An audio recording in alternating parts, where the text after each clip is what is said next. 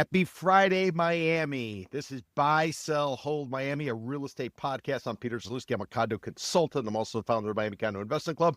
I am here with my co-host, the moderator of our discussion, Daniel Hernandez. He is a real estate professional over at Compass Real Estate in Coconut Grove. He does single-family houses. He does condos. He does residential. So, Daniel, how's it going? Happy Friday.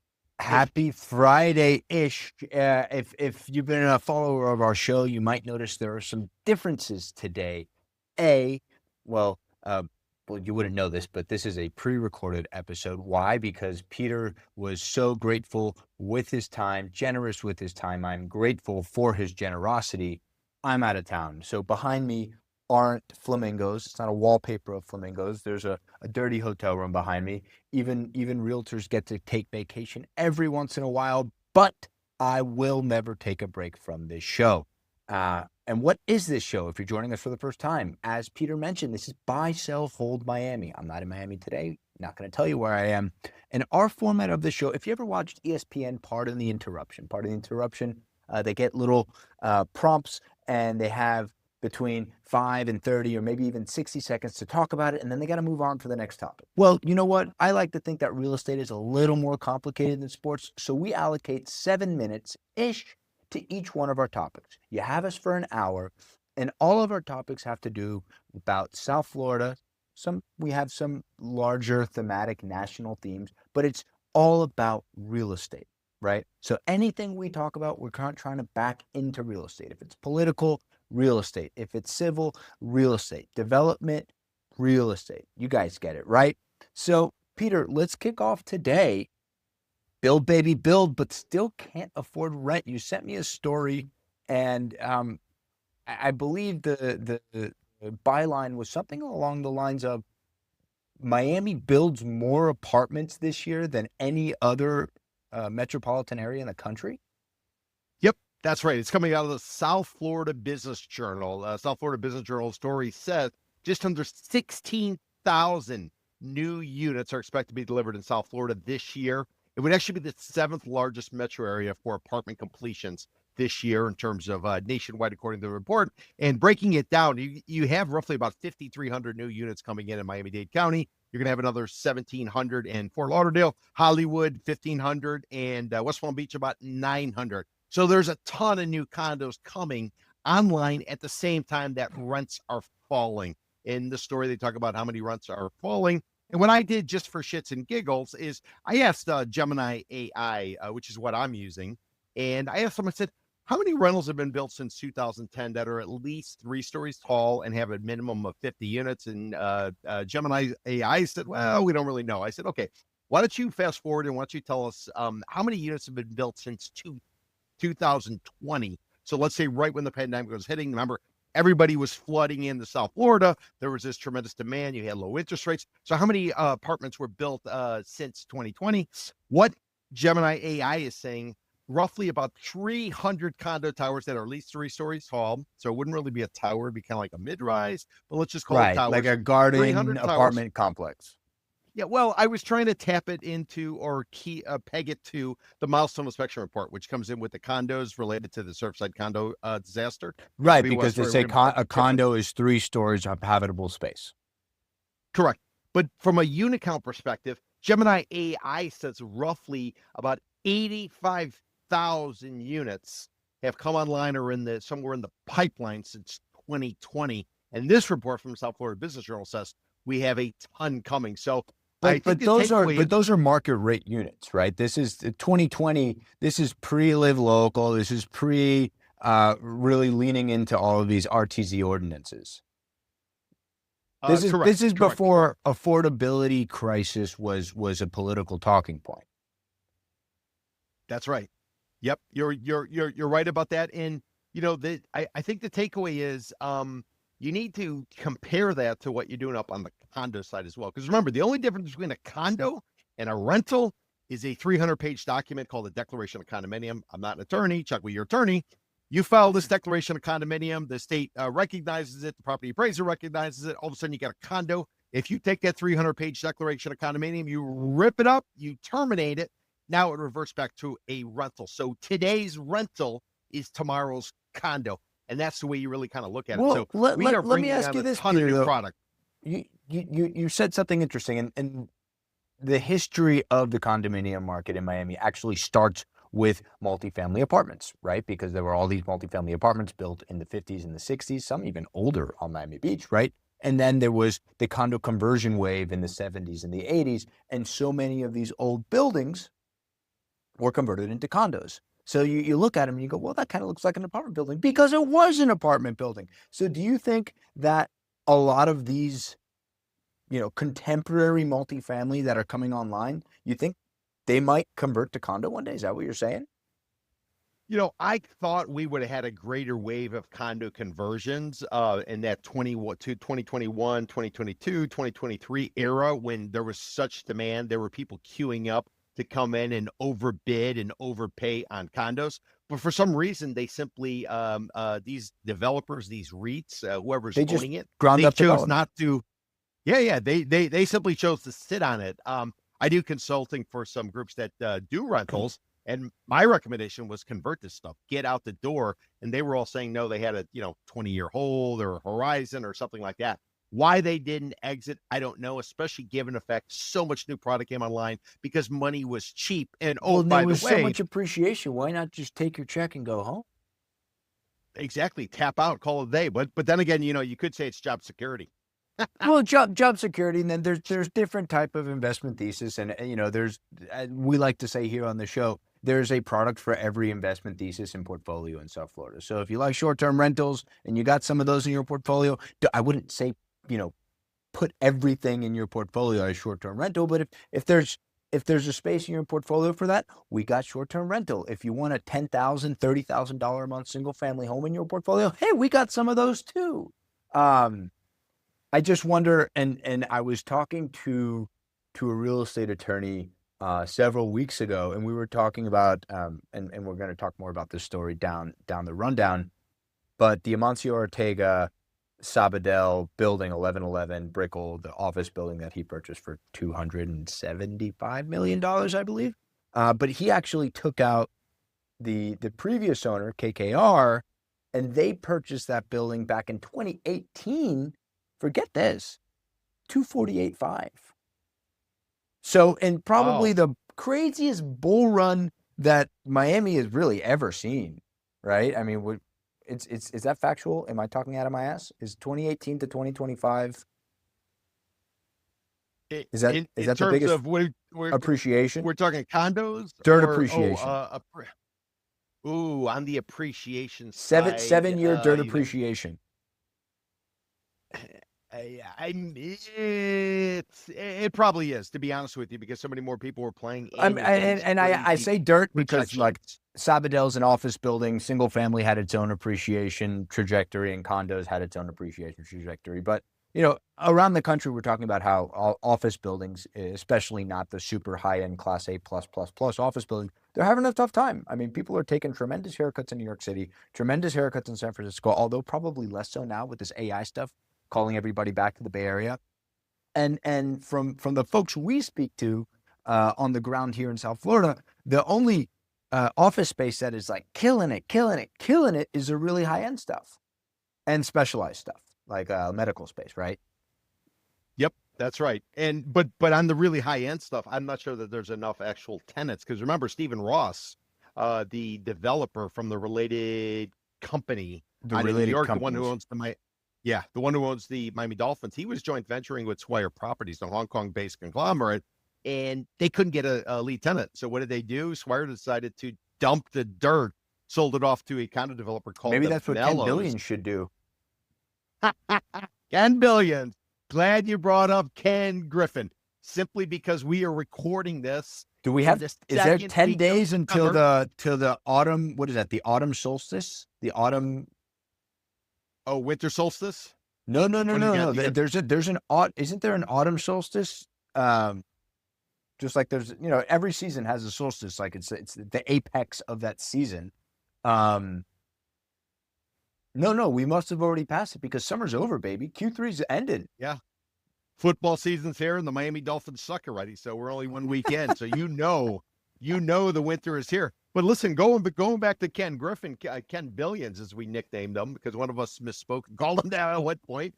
But remember, he was going to build an office tower, $1 billion office tower, which was going to be the landmark, the symbol of Miami, replacing New York Supposedly City as a still financial. is, but he was going to break ground in Q3, which I think we can all agree isn't going to happen.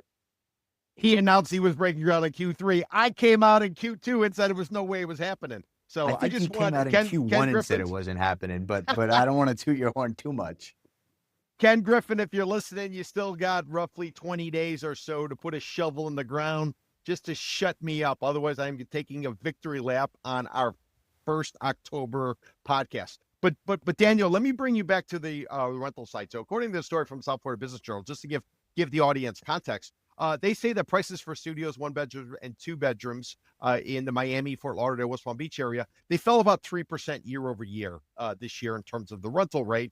And nationally, rents fell about 2.5. So we're actually slipping more than, at least according to this report, than what's going on in the rest of the country. And they said South Florida rental prices, they're still higher than nationwide. We come in at a median asking price, $2,300 a month. If you compare it nationwide, $1,700 a month. So we're roughly about 30% more in our asking prices. So then the question becomes, are landlords asking more in rent because the market is so strong, or are they asking more because they overpaid and they simply are trying to cover their nut and make their numbers look better? So that's the question. The stat that I pulled, I think it was last week, we have more delistings in Dade County than in any other market in the country. Over 50%. So buyers who bought, whenever they bought, they could have bought 20 years ago, they could have bought 3 years ago, but they expected a sell price in their mind, or some, cocky broker told them that they could sell it for more than it was really worth. And rather than getting out of it, they're like, you know what? Maybe I really have to move. And that's happening more than 50% of the time. So I think the numbers were pulled in June. Hold on. Talk about something, because I'm going to try to pull it up. Well, I'm going to give you breaking news, because remember, we do a index, and every Tuesday we pull up the numbers, and what we look at is active listings as well as pending sales. What I can tell you is, for the first time in probably 4 months, we actually saw a surge in new listings. So don't be surprised going forward if all of a sudden you hear about it reversing this drop, because listings were terminating. They were canceling, or they were simply running out of time. What you're suddenly seeing this week, we saw actually a whole number of new listings coming out of the market in Miami-Dade, Broward, and Palm Beach counties. So part of it might have to do with the fact that interest rate cuts are expected to begin next week formally. Look, here we go. July 2025, 59 out of per 100 new homes listed were delisted. Almost 60%. That's crazy, Peter. So what that tells me is people really just didn't have to sell their houses. They were, for lack of a better word, being greedy. No? True. So back in April, there were 30,000. I look at condos only. 30,000 condo listings in April. We were projecting by the end of the year it would be 40,000. We then fell all the way down to 25,000. Call it 25,000. Call it 25,500. Now this week we suddenly added about 300 to 400 new additional listings on the condo side. So there was a tipping point. Something occurred. Maybe it's right after Labor Day. People are starting to get prepped. They want to beat boop the market. They want to be the first one to plant the flag. I'm not sure what the situation is, but suddenly we're reversing that. Let's see if it holds for 3 weeks straight. Then we would have a trend. But there's definitely something going on in the marketplace. And the question is, why are they now listing their properties? Do they think they can sell it for some reason? Because they think they can sell it they look at what their equity is on the house, or somebody told them how much equity they have on their house. Well, like, you bought this for $900,000 6 years ago. We can sell it for 2.5. Now, the likelihood of that actually being true, unless you're living in like one of these crazy little municipalities that saw like crazy growth. I'm thinking about El Portal in terms of single family home. I mean, you saw not 25% appreciation. You saw like 3x in a few years in El Portal, right? That was one of those crazy submarkets because it was city Miami, but not city Miami. Miami Shores adjacent, in the middle of everything. not sleepy like Coral Gables, but affordable, unlike Coconut Grove. So like El Portal is like this really, really special little place. But we got to move on to the next topic. Oh, tell me. If I could just throw out one point to that, the other reason we might be seeing, at least on the condo side, a bump in new listings is this is when you start putting together your budget. Right now, right after Labor Day, the associations start to put together their budget in anticipation of the upcoming year. And remember, reserve requirements and everything else. So you might have people getting first glimpse of what their maintenance fees and special assessments are going to be next year, and they might be trying to dump. So that's something to factor in. That's something to watch. So I'll keep you updated on that. For our viewers, Peter or Pedro, maybe that gives you a hint on where I am in the world. HOA fees for our viewers who care to be more educated every day. What is the percentage of HOA dues? Let me rephrase it. Monthly HOA dues or quarterly HOA dues? What's sort of like the black and white there? Are most associations monthly associations, or are most associations quarterly associations? Why does one do it that way or the other way? Well, it's going to tend to be, so most of them are monthly. All the new product is monthly. The quarterly tends to be older communities. It can be over 55 communities. They tend to be more so in Broward, in Palm Beach County, in older areas of Miami-Dade County. But generally speaking, they're monthly. And for a point of reference, mainland, probably looking at $1 a foot if it's on a high rise or a mid rise. And then if you're over on the Barrier Island, ballpark it at $135 to $150 a foot is what I would say, just as like a guiding principle. That's in Dade, Miami-Dade. As you go north, prices come down somewhat. Thank you for that. And everybody, I hope you're taking notes. I'm kidding. Peter talks about this a lot. You should get this through osmosis by now. It's episode 17, guys. Build, baby, build. Still can't afford rent. Buy, sell, hold. Peter Zalewski. I am a sell. I think we have way too many rentals. I think there is going to be a problem in the rental market, and I'm not necessarily sure they're going to be able to fill the units. If they can't fill the units, they're probably going to be poaching from individual one-off owners who are going to come under pressure and probably have to cut rental prices, have to cut rental prices as we go forward, increasingly. So the question is, if you're a condo owner, we're selling because you're not going to be able to get the rents that you desire. You got downward pressure. You got Walmart coming into town, and you're a small-time retailer. Get ready to get crushed. Yeah, I concur. All right, next up, another week, another hype cycle. We were hunting for stores today. I was traveling a lot, but I'm going to drop an image on the screen. Let's see if Peter can guess what this building is. Don't cheat. Can I say it now? Yeah, you can say it now. Is that Asuka? Brickell East.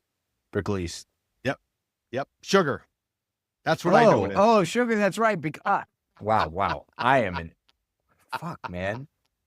I thought I was being like really cool today, and you outpunned me. Yes, this is East. Azúcar, sugar. Sugar is the name of the rooftop bar on top of Azúcar. Is that place, the tea room, still open opposite of Azúcar? Or did they go bust? I haven't been to Sugar in quite some time, but last time I was there, it was open. But I think most people, when they go to Sugar, the only thing they're looking at is the skyline and then sort of the talent that's around. Well, it's East has really become like a corporate hotel. It's, I'm coming in for a few days. I'm a consultant for Royal Caribbean, and I want to stay in Brickell, or I need to stay in Brickell. But I remember when East first opened in Sugar, that rooftop of Sugar, Miami didn't have that before. That was a very New York thing to have a rooftop edge. Frankly, because why would any developer lose money by putting a public space on the roof of a building when you can put, a private pool or a penthouse and sell it for, well, today those penthouses are going for upwards of $3,000 a square feet. So to my point, the fact that Sugar exists is amazing. The reason why we're talking about it is because the building was just sold to Blackstone, to Mr.